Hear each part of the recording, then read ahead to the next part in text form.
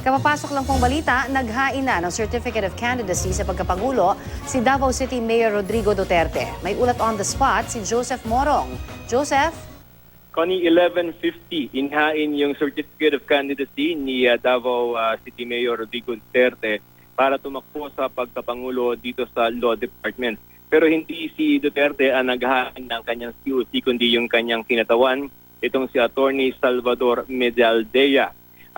Kasama ng naka-attach dun sa kanyang Certificate of Candidacy yung kopya ng kanyang passport ni Mayor Duterte at yung kanyang platform of governance. Nakalagay doon sa COC ni Duterte na tatakbo sa pagkapangulo ay nominado siya ng Partido Demokratiko Pilipino, Lakas ng Bayan o PDP Laban. Meron din siyang Certificate of Nomination at ang petsa noong nomination na yan ay November 23. And on the same day, pinirmahan ni Mayor Duterte yung kanyang pagtanggap o yung acceptance ng nominasyon ng PDP Laban para siya yung maging kandidato nila sa pagkapangulo sa 2016 elections. Kasabay niyan, Connie, naunang nag-withdraw ng kanyang kandidatura naman sa pagka-mayor ng Davao, itong si Mayor Duterte.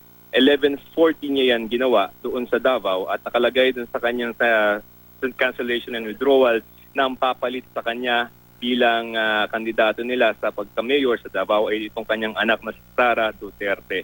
Ayon dito kay Comelec Commissioner Christian Robert Lim ay pagdedesisyonan pa ng Anbank, Comelec Anbank, kung valid yung substitution na ginawa nitong si Mayor Duterte para naman doon sa naunang inihain ni Martin Dino na kalaunan ay kanya ring winidraw.